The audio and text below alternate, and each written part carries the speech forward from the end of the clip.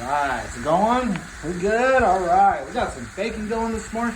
We're gonna do some scrambled eggs, bacon, and I think we got, let's see what we got here.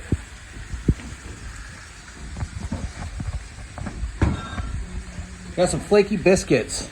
So, while we're doing the bacon, we are going to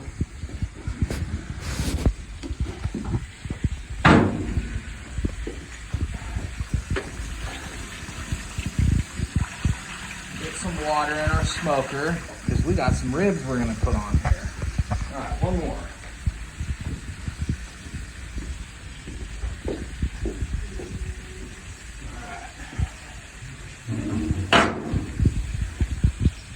So your job is video and flip bacon. Well, I get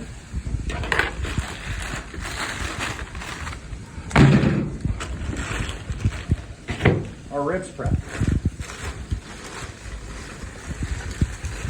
Sound good to you? On the ribs, we're gonna be using this stuff right here. I just call it a Mike's mix. It's kind of like a collage of different seasonings that I have left over. Kingsford, Pappy's. This right here says it's orange pepper, but it's not. It's just garlic powder. So